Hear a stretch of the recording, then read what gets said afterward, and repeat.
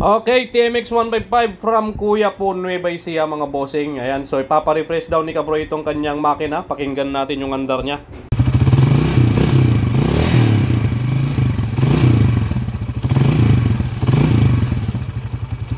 Timing gear.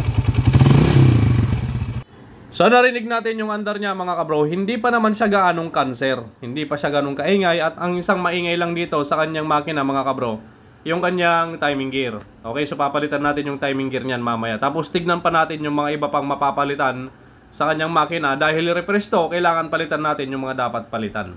Okay, so yan. So palamigin lang natin ng konti itong makina ni Kabro from Kuya po Nueva Ecija.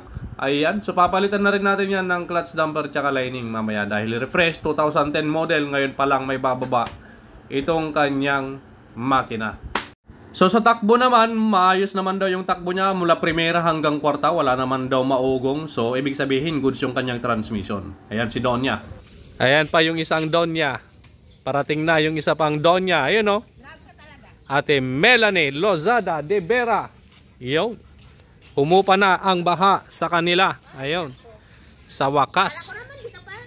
Walang pasok, Nico. Alika na, magbaklas na tayo. Okay, palamigin lang natin ng konti yung makina ni Kabro. At dito mga kabro, nung dinirin ko yung langis niya, ito na lang yung lumabas. So ayan, napakalapot pat napakaitim. Ibig sabihin yung lining napudpud na talaga. A few moments later. Okay, wag na natin patagalin pa. Mag hyperlapse na tayo mga bossing. Babaklasin ko na tong makina niya at ibababa ko na. Ayan, so inuna ko nang tanggalin lahat ng mga tornilyo na nakakapit sa makina at sa chassis. Ayan, so sa oras na to wala pa yung mga ibang kasama ko. Wala pa yung mga kasama nating mekaniko. Si Brother Lito nilagnat. So shoutout Brother Lito Velasco, Leo Lito Salvador Velasco, magpagaling ka. Okay. So ngayon ang makakasama natin dito si Pare Jeric. Siya yung maglilinis at ako yung magbubuo. So ako babaklasin ko na tong makina. At mamaya naman kapag nabuo na natin tong makina, ayan, so isasalpak na ni Pare Jeric sa chassis. Ayan, so inuna na natin tanggalin yung rocker arm, post rod, cylinder head at cylinder block. And then sunod na natin yung kanyang piston. Pagkatapos ng piston, magneto naman, tanggalin na natin yung magneto at stator coil. Tanggalin na rin yung cam gear. Dito na tayo sa bandang clutch side. Tanggalin na natin yung mga clutch side cover bolt. Tapos tanggalin na natin yung tatlong tornilyo ng rotor coil pump dahil sobrang higpit. Ginamitan natin ng special tools. Ayan. So natanggalan natin yung panggilid set. Dito na tayo sa bandang crankshell. Biyakin na natin itong kanyang makina. Ayan o, napakaitim ng kanyang makina. Ayan o, kitang-kita nyo naman mga kabro. So mamaya, puputi yan mga bossing. Gagamitan yan natin ng rock all-purpose degreaser lang sa kalam mga bossing. Okay, so ayan na. A few moments later, eto na siya. Napakaputi na mga kabro. So magbubuo na ako. Clutch damper, napalitan na rin ng clutch damper yan mga kabro. Ayan, so unahin natin isalpak yung kanyang kick shaft, kick axle, bagong spring kick yan yung nilagay natin dahil 2010 model, ngayon pa lang ma-overhaul yan mga kabro. So pinalitan na natin ng spring kick kahit hindi sira. Okay, napaka-importante niyan kasi kapag hindi tayo nagpalit ng spring kick, kapag naputol yun, wala, babaan na naman yung makina. So transmission set, nilagay na natin, maganda pa yung mga gear. And then nakalimutan kong tanggalin yung kanyang 6006 bearing. So tatanggalin ko ulit yan. Ayan, so papalitan natin yung 6006 na bearing. Yan sa may transmission. So yan, kinabit ko na yung bearing. Balik ulit ng transmission set. And then sigunyal. Yan. So ngayon takpan na natin. Pagkatapos ilagay na natin yung mga tornilyo. Bago natin ilagay pala, nilinis ko muna yung mga ulo dahil putik-putik lahat ng ulo ng kanyang tornilyo ng makina. Ayan. So hinangin ng electric fan yung ating camera, yung ating cellphone. Medyo tumabingi, hindi ko pa napansin dyan mga kabro. Yan, so nilagay ko na yung mga tornilyo ng crankcase bolt. Yan, crankshell bolt. Higpitan na natin, ayan, inayos ko na yung camera natin. Alright, so okay na, dito na tayo sa bandang clutch side. Lagay na natin yung axle ng cambio at dito sa may oil pump gear. Yan, always check mga bossing kung nagbobomba at kung walang barado yung daanan ng mga langis. Yan, so dito na tayo sa may lining, ina-assemble ko na yan, bagong lining, bagong damper. sa bandang clutch side. Iyon o. Okay, so ngayon lagyan na natin yung mga tornilyo ng clutch lining. Higpitan na natin. Pagkatapos nating higpitan yan mga bossing, yan, rotor oil pump, tsaka mga castle nut, higpitan na rin natin. And then, higpit kamay lang gamit ang Phillips screw ang mga 3 tornilyo ng rotor oil pump. Pagkatapos nyan, higpitan na natin yung clutch cover bolt. Alright, so dito na tayo, lagay na natin yung cam gear, timing gear. Dito, pinalitan na rin natin mga kabro yung kanyang mga oil seal ng magneto kit. Yan, oil seal at mga o-ring. Yan. Push plug. Tapos, pagkatapos natin nilagay yung push plug, stator na. At pagkatapos ng stator, magneto naman, higpitan na natin. Yan. So, nilangisan muna natin yung cam gear, timing gear, para ma-lubricate ng langis bago umandar.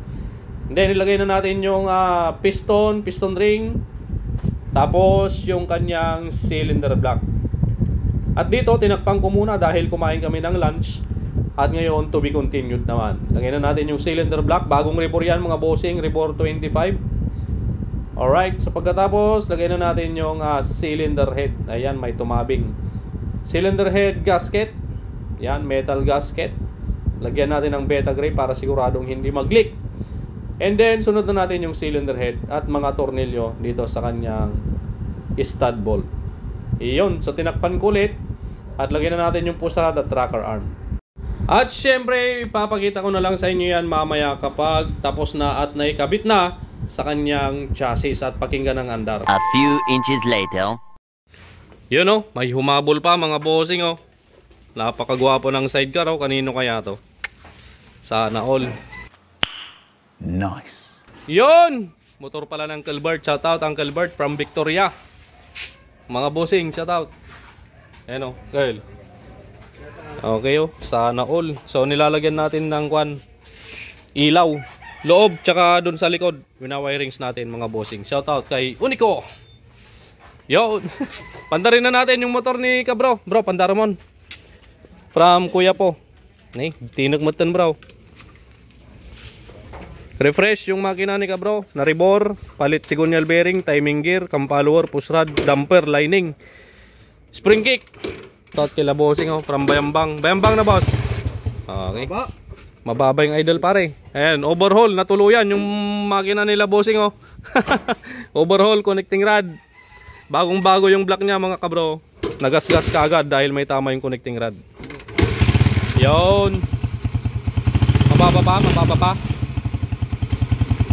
Ayusan ay idle nan bro. Okay. Ayun yung andar niya mga kabro.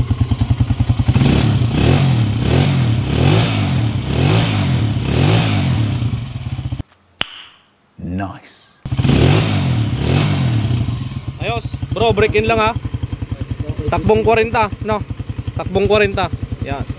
Makawi dun, may trabaho pa si kabro. Pare, bigyan mong sticker si kabro, baka makalimutan natin. Para kila kuan kabro. Oh, itong bagong sidecar ng Calvert, siyempre lalagyan din natin itong kanyang sidecar, ayan oh. Tatak JDC yan mga bossing. Kung gusto nyo magpagawa ng sidecar, tawagan nyo na lang yung contact number na nandyan. Yan, Tatak JDC. Pag hindi nyo nakita yung number, back forward nyo na lang para ma-screenshot nyo. Yan, shoutout Ante. Tapos na yung motor nila.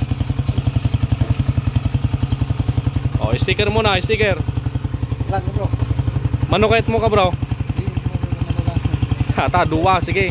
Bigyan mo sila ka bro. Pare si Uncle Bert, wag mong kakalimutan ha. Ay, wala. Uy, sakto ah. Sakto. You know. Ay may isa, ditisango. Ayos. Sige bro, salamat. Hindi, salamat ha. Yan. Gumastos si Kwan dito si kabro, mga may git 10,000. Mga 12,000 ganun. Shoutout kay Donya. Ay, sige ante. Next week, yung wirings naman ang papakondisyon nila kabro dahil paparehistro nila yan. Alright, salamat. Readjust na lang to. Shoutout kay Uncle Bert oh. Naghahanap ng pagpuipistuan ng sticker oh. Bro, ingat, break in, takbong 40. Among pagdalaanan na, nito yung likod. Yeah. Okay.